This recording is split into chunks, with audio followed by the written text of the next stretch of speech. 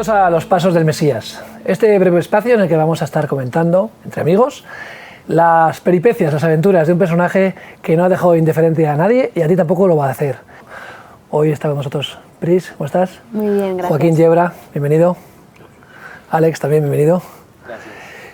Gracias. Comenzamos por el juicio, un juicio injusto, lleno de trampas, de mentiras, con testigos falsos.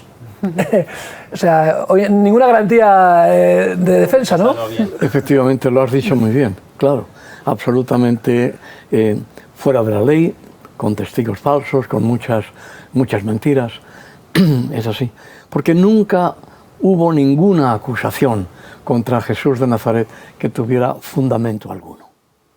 Y de hecho, la inmensa mayoría del pueblo le siguió, porque eran beneficiarios del Señor, habían recibido milagros de sanidad, habían sido alimentados, habían sido instruidos, habían sido consolados, solamente unos poquitos, unos pocos. En el patio del palacio del gobernador fueron los que pidieron la crucifixión de Jesús. A veces se ha exagerado el número, pero hoy, como conocemos las dimensiones del patio, sabemos que no fueron muchos. Y Jesús, por lo tanto, fue muy querido por el pueblo, porque fueron beneficiarios de él. Los que gritan mucho a veces tapan a las voces de los que no gritamos tanto, ¿no? Y parece que hacen mucho ruido y que son más, ¿no? Efectivamente. Minoría ruidosa, sí. Hoy pasa eso, ¿no? Hoy en día pasa eso, ¿no? Sí. A saber si no estuvieron pagados para que pidieran la crucifixión del Señor. Un castigo muy severo. ¿Por qué tan el extremo, ¿no? Para los judíos, el establishment religioso, la blasfemia de Jesús, hacerse hijo de Dios, ¿no? Y hacerse igual a Dios, claro, era terrible, era causa de muerte, pero ellos no tenían esa potestad, ¿no? Claro, para los romanos no, el delito de Jesús para los romanos era pretender ser rey de los judíos, cuando solamente podía ser rey el César y aquellos a quienes el César nombraba como reyes. De modo que para los judíos era una blasfemia presentarse como hijo de Dios. No un hijo de Dios, sino el hijo de Dios. Para los romanos era una cuestión política. Pretender ser rey de los judíos, lo que podía alimentar una revolución, un levantamiento del pueblo judío contra el imperio romano. Pero Jesús no fue a la cruz por ninguna de esas dos cosas. Ah, curioso. Él vino a buscar y salvar lo que se había perdido. Y fue a la cruz para ocupar nuestro lugar, merecido por nuestros pecados, que llevó sobre su cuerpo. Lógicamente, él no era un revolucionario, no venía a ocupar el trono de Herodes, no venía a quitarle el poder a Roma, a liberar al pueblo de Israel del yugo romano. Él venía a liberarnos del yugo del pecado, de la esclavitud, ¿no? O sea, como Moisés libró a Israel de Egipto, Jesús vino a librar a la humanidad de la esclavitud del pecado, ¿no? ¿Sigue siendo vigente el mensaje, chicos? ¿Qué creéis? ¿Sigue siendo vigente ese mensaje hoy en día? Yo creo que sí, y más, o sea, como bien lo decía, Jesús ya tenía su trono, Él lo dejó, entonces no vino a buscar ocupar el trono de nadie. Él ya tenía un trono y Él lo dejó por voluntad propia y se entregó obedeciendo al Padre. Yo creo que ese mensaje sigue siendo vigente por lo trascendente que es. O sea, fue alguien que, siendo legítimo, que podía haber optado o por ser hijo de Dios, ya simplemente por tener ese título podía haber pretendido, pero no fue su cometido. Y lo trascendente creo que sobre todo es que ese acto creo que solamente puede detrás, para semejante acto de entrega y estar dispuesto a pasar por todo lo que pasó Jesús, las acusaciones falsas, ya pasando de ahí al maltrato, toda la injusticia, creo que solamente detrás de eso puede existir el amor. Y es un tema que la sociedad entera busca o está en boca de todos, aunque le pongan otros nombres o otras definiciones. Eso es amor. O sea, lo que motivó a Jesús, llevó a Jesús, fue amor, fue compasión, y mensaje más vigente que ese no hay. ¿Incomprendido Jesús, Joaquín? ¿La gente no comprendió al principio su función? No, evidentemente no. La esperanza del pueblo judío en la tierra de Israel, en los días del Señor en la carne, su esperanza era la llegada del Mesías. Pero el Mesías esperado era un Mesías conquistador, militar, Pues lo que tú decías, claro, alguien que venía a destronar a los que ocupaban el trono, los que ocupaban el poder, para establecer un reino teocrático y acabar con las injusticias. Pero no podían imaginar que pudiera venir como buen pastor. Como es decir, cordero, ¿no? Claro, es decir, la figura de Jesús es la figura del Mesías sufriente, el que al final de los tiempos vendrá como Mesías triunfante. Pero claro, para muchos no satisfacía las expectativas mesiánicas. ¿Quiénes fueron los que le siguieron al principio?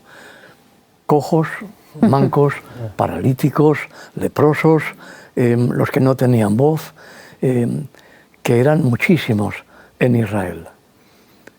Los que ocupaban los lugares de autoridad, de privilegio, no le podían aceptar, les decepcionaba, porque tenían otra expectativa. Dios no es como muchos lo esperan. Dios es como Él se revela. Yo soy el que soy, ¿no? Si hubiera que Efectivamente. traducir de una manera el nombre impronunciable, Sí. sería yo soy el que soy, ¿no? Bueno, De hecho, algunas autoridades aseguran que una mejor traducción... O yo soy el seré, ¿no? Eso es, Sí, sí. eso es.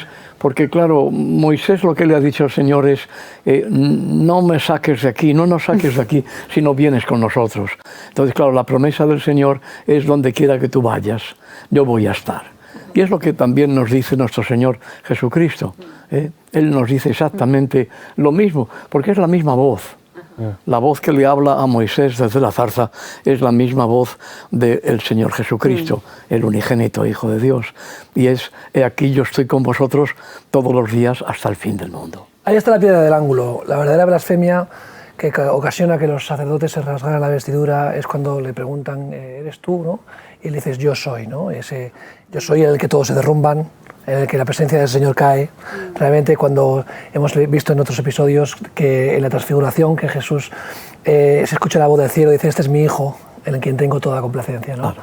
Realmente a Jesús se le podía aceptar como Mesías, como profeta, como rebelde, como incluso como rey de Israel, pero en la piedra de tropiezo era que él era el Hijo de Dios, ¿no? Y quizás ese es el punto donde humanamente no tenemos capacidad para entender, ¿no? Pienso yo, ¿no? Que trasciende... Sí, totalmente. Yo creo que, como hemos hablado en otros episodios, ¿no? Al final tiene que ser una revelación, ¿no? De parte de Dios a tu vida en ese encuentro que tú tengas único con el Señor, ¿no? Y yo creo que por eso es trascendente hoy también, porque no se queda en un personaje o en un momento de la historia, sino que ese Jesús que sufrió por amor y que se entregó por nosotros sigue vigente hoy y su mensaje trasciende por los siglos de los siglos y, como decía, hasta el fin del mundo, ¿no? Él no solamente es ahora, sino que fue y que será, ¿no? Y que estará siempre con nosotros, y eso es lo que nos promete, y por eso es algo tan trascendental, ¿no? Quizás otros personajes históricos han hecho cosas increíbles por el mundo, pero cuando murieron ahí se quedó, ¿no? Y se quedó como en los libros de historia y ya está, ¿no? Y lo recordamos y recordamos que fueron grandes personajes, pero lo que Jesús hizo trasciende incluso a lo que conocemos como el tiempo, ¿no? Va más allá de todo eso. Así es. Jesús profetiza, anuncia su muerte cuando se ha levantado de los muertos, habla que en 3 días derribará este templo, se señala a sí mismo, ¿no? Aunque tenga el templo de Jerusalén delante, dice este templo, y lo levantaré después de 3 días, la señal de Jonás os daré. Constantemente él anuncia su muerte y su resurrección, pero en las Escrituras, Joaquín, y tú eres experto en el Antiguo Testamento, ¿cuántas veces, verdad, se menciona a Jesús como Cordero y se anuncia su muerte y resurrección también, verdad? Claro, todo el Antiguo Testamento, que decimos nosotros, las Escrituras hebreas, pues son como la propia Biblia nos dice, figura y sombra de lo que había de venir. Y el anuncio de la resurrección del Señor, de su muerte y resurrección, lo encontramos en muchas páginas del Antiguo Testamento. El propio Daniel, el profeta Daniel, también nos habla de la muerte del Mesías, de ese Mesías sufriente, que vendrá al final como Mesías triunfante. Pero nos habla de la muerte del Mesías, y Jesús se lo dijo también a los discípulos, a los apóstoles, se lo dijo desde el principio. pero no lo entendieron. Bueno, yo particularmente creo que no lo quisieron entender. Sí, porque la muerte por crucifixión no era una muerte extraña, era constante, era un castigo romano muy puesto en práctica, ¿no? Sí, claro. No quisieron aceptarlo, no quisieron asumirlo desde el mismísimo principio. En el Evangelio de Juan, en el capítulo 14, los primeros versículos, Jesús se dirige a los discípulos, a los apóstoles, porque los ve abrumados, porque van haciéndose a la idea de que efectivamente Jesús va a caer en manos de las autoridades y va a sufrir, van a hacer escarnio de él y finalmente va a morir. Y por eso en esos momentos, antes de la pasión del Señor, Jesús les dice, no se turbe vuestro corazón, porque estaban turbados. No se turbe vuestro corazón, creéis en Dios, creed también en mí. En la casa de mi Padre muchas moradas hay. Si así no fuera, yo os lo hubiera dicho. Voy pues a preparar lugar para vosotros. Y si lo preparare, volveré y os tomaré a mí mismo, para que donde yo estoy, vosotros también estéis. Pero aún eso no lo pueden entender. Nosotros es que conocemos el final de la película. Vamos con ventaja un poquito. Tenemos una ventaja. Si hubiéramos estado en esos momentos nosotros, yo hablo de mí, creo que tampoco hubiera entendido, ¿verdad? Sí. Y por eso el discípulo le dice, pero Señor, muéstranos el camino. Y Jesús entonces es cuando le dice, yo soy el camino y la verdad y la vida. Nadie viene al Padre sino por mí. Esa es la piedra angular, ¿no? De nuestra fe. Jesús es la roca en la que está fundamentada nuestra fe y Él es el camino al Padre, nadie más. Ninguna religión, ningún pensamiento humano, ningunos hechos o obras humanas pueden llevarnos a Dios, ¿verdad? No, efectivamente. Pues ha habido en el curso de los siglos personas muy ilustradas, muy, digamos, iluminadas, que han dicho cosas buenas para la vida, para la manera de vivir y de compartir y de convivir. Pero ninguno de ellos ha podido decir esas palabras. Ninguno de los grandes iluminados de Oriente o de Occidente ha podido decir, el Padre y yo somos uno. Ninguno ha podido decir, yo soy la piedra, la roca fundamental. Yo soy el camino y la verdad y la vida. Ninguno ha podido decir eso. Porque caminos que el hombre puede emprender hay muchos y que puede estar convencido de que son unos caminos buenos. Pero solo hay un camino que nos lleva al Padre, un camino que nos lleva al seno de Dios, un camino que representa el sentido de la vida del hombre y de la vida de Dios, que es lo que Jesús ha venido a traer. Por eso Él ha dicho, yo he venido para daros vida y vida en abundancia. Esa es una definición de la salvación que no es mística, ¿no? En Jesucristo se nos da la vida de Dios, que es la vida que Dios quiere para los seres humanos. La original, ¿no? La que sopló en Adán. O sea, al final hablamos de una historia que ya comenzó con un propósito original. Claro. Se habla mucho del pecado original, pero no se habla del propósito original. Y Jesús viene a restaurar, ¿no? esa relación rota entre el hombre y Dios, ¿no? Efectivamente. Es la ruptura de esa línea de sangre y alguien tiene que interponerse, ¿no? en ese abismo, ¿no? Y su segunda venida, cuando venga como Mesías triunfante, será precisamente el día de la restauración de todas las cosas. Así lo anuncia la palabra. Si Jesús dice escudriñad las Escrituras porque ellas hablan de mí, el Nuevo Testamento no estaba escrito todavía, como tú bien sabes, estaba hablando del primer pacto, del Antiguo Testamento, y también ahora sigue vigente, ¿no? Todas las Escrituras, tanto el Antiguo como el Nuevo, nos hablan de su segunda venida, ¿no? Todas, efectivamente. Efectivamente, por eso es que toda la Biblia, desde Génesis hasta Apocalipsis, es palabra de Dios para nosotros. En el Antiguo Testamento tenemos, repito, la figura y sombra de lo que había de venir, y en el Nuevo Testamento tenemos el cumplimiento de esa venida, la venida del Señor.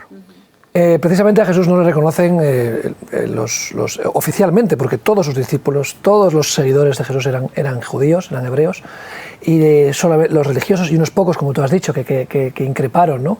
Que pudieran elegir entre Barrabás y Jesús, ¿no? Que fíjate tú qué elección, ¿no? No le reconocen como Mesías por ese escollo de que Él es el Hijo de Dios. Pablo define este momento en el momento en el que se abre el olivo para que los gentiles seamos injertados, ¿no? Sí.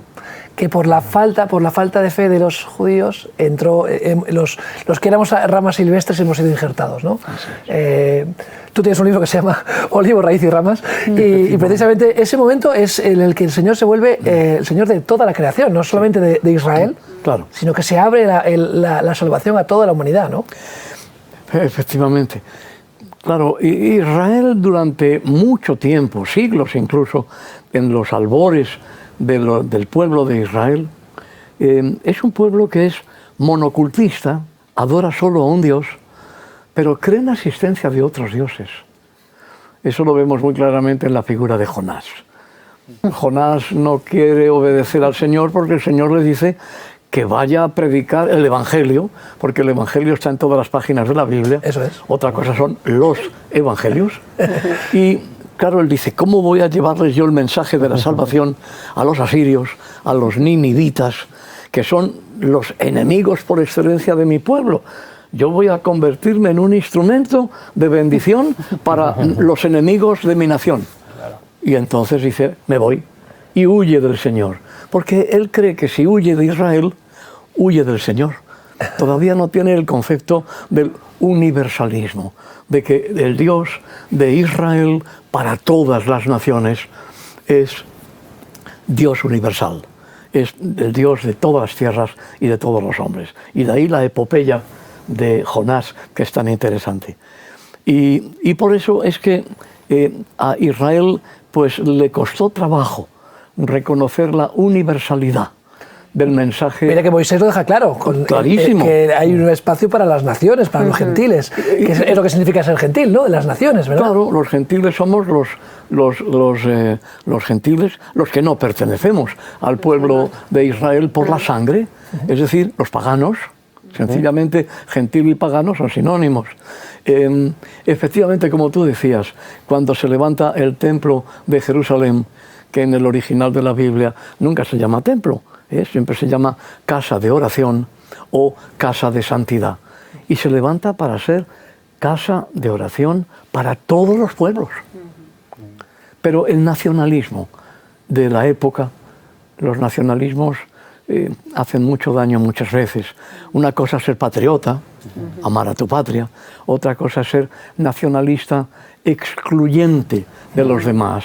Y por eso olvidan que la casa de oración de Jerusalén había sido levantada para ser templo para todos los pueblos. Y les cuesta trabajo aceptar eso. Pero podemos hablar de que todas las religiones se comportan de la misma manera, ¿no? Sí. Todos creen tener la exclusiva y la única verdad absoluta y no dejan que nadie se salga del guión, ¿no? Y dentro de incluso de las sectas que podríamos llamar evangélicas, o las sectas judías, o las sectas islámicas, cada una pequeña porción de la interpretación quiere atribuirse la verdad absoluta, ¿no? Y perdemos la perspectiva que Dios es el Dios del universo. La propia palabra secta viene de eso, de seccionar, de cortar, del exclusivismo. Yo creo que muchos hoy están de acuerdo, creo yo, en que el cristianismo es Jesucristo. Eres el fundamento, ¿no? Sin duda. Eres el centro, ¿no? Y el fundador. El fundador, ¿es verdad? Fundamento y el fundador. Fundamento y fundador. Así es. La crucifixión, una muerte terrible, hemos visto imágenes, se nos ablanda un poco el corazón a veces cuando vemos películas y el vídeo que hemos visto es relativamente suave, aunque es impactante, ¿no? El precio que pagó el Señor es un precio muy alto, ¿no? Por la recompensa merecía la pena y él veía, ¿no? Él veía el premio, ¿no? Nosotros en esa perspectiva no veíamos, los discípulos no lo vieron, huyeron todos, prácticamente solo estaba Juan y su madre junto a María y todos los demás huyeron por miedo, ¿no? A las consecuencias. Solamente Jesús vio el glorioso triunfo que significaba su muerte, ¿no? ¿Nos falta perspectiva, chicos? ¿Pensáis, para terminar, que quedan unos minutos? Hombre, yo ahora que soy mamá y que hace poco he tenido una hija, puedo imaginar un poquito de lo que pudo significar para el Padre, ¿no? El entregar a su único hijo por nosotros, que además no lo merecíamos, ¿no? Y que somos pecadores, y yo lo pienso y antes pues me costaba imaginarlo, ahora también, pero puedo entender un poquito y puedo sentir un poco de lo que significa ese sacrificio, ¿no? Porque si hoy me pidiera alguien entregar a mi hija por el mundo, ¿no?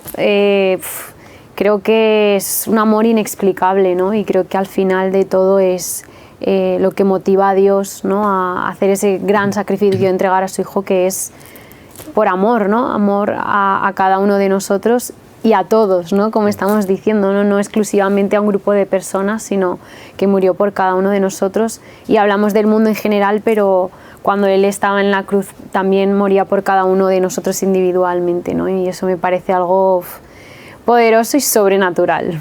Porque la alternativa era el infierno. O sea, si Él no abre el camino, no abre la puerta de atrás para salvar, la alternativa, si Jesús se niega a sacrificarse en la cruz, ¿no? Hay una película que imagina eso. La humanidad estaría destinada al infierno, ¿no? Era como, o sea, Jesús creo que nos abrió bueno, Él bien lo dijo, soy la verdad, el camino, la vida.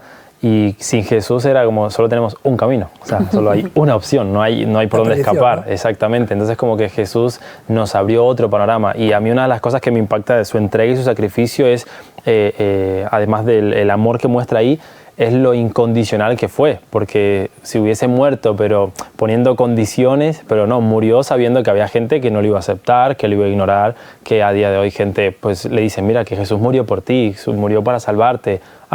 Me da igual. O sea, ya él sabía todo eso. O sea, sabía que había gente que a pesar de para semejante... ¿no? Exactamente. Sale el sol para los justos injustos. Semejante sacrificio... ¿Qué peso, no, Joaquín? Ya para terminar, ¿qué peso llevó Jesús sobre sus hombros? En el Getsemaní lo vemos como la prensa de aceite, ¿verdad? ¿Qué presión, no? Efectivamente. En las cosas que Jesús llevó, pues lleva una corona de burla, lleva un cetro de burla. Y claro, nos fijamos en los aspectos más físicos, el pecho y la espalda, una sola llaga. Y nos encontramos con el rostro, los ojos amoratados, se nos dice el rostro cubierto de esputos, la corona de burla, de broma, una caña en la mano para prefigurar un cetro. Esa burla tuvo que dolerle inmensamente, claro. Y el peso del pecado. El pecado. Fijémonos que la Escritura nos habla del pecado, porque no puede enumerar todos los pecados. Claro, todos los pecados están dentro, están comprendidos en el pecado sobre su cuerpo. Hay un instante de separación del Padre, ese silencio de Dios que hay en la cruz, porque en ese momento Jesús es pecado, el que nunca conoció pecado, el que nunca cometió pecado, pero que fue hecho pecado por nosotros, ¿verdad? Y tú mencionabas el hecho de ser mamá. Bueno, aprovecho para felicitar. Primero, no, segundo, ¿no? No, la primera. La primera. Sí. ¿Cómo pasa el tiempo, eh? ¿Cómo pasa el tiempo? Los que os hemos conocido, sí. Bueno, os hemos visto nacer, ¿verdad? Sí, prácticamente. Conocí a tus papás cuando eran novios. Sí. Bueno, antes de ser novios. Se conocieron en el seminario, ¿verdad? Sí. Pues, y has mencionado, claro, el dolor de madre. A los pies de la cruz está María, la mamá de Jesús, María de Nazaret. Está María Magdalena. Está la hermana de María de Nazaret. Y el discípulo adolescente, Juan, un adolescente. Y los grandes apóstoles, todos escondidos, de lejos, con un miedo impresionante, pero impresionante. Que eso es tremendo también, porque cuando Jesús resucita por la gloria del Padre, el Espíritu Santo que le había engendrado en el vientre de María, ahora le engendra a la vida eterna desde la tumba. Y Jesús resucitado sale corriendo a encontrarse con sus amigos, los que le habían olvidado, los que le habían traicionado, los que se habían distanciado de él. Y lo hace porque son sus amigos. La amistad de Jesús es verdaderamente impresionante. No hay mayor amigo que aquel que da su vida por el amado, ¿verdad? Amén. Y Él es el gran amigo hasta el día de hoy. Y no un amigo nuestro en un sentido exclusivo, porque un día hemos abierto el corazón y hemos invitado a Cristo a nuestra vida, sino amigo de todos, amigo de los pecadores también.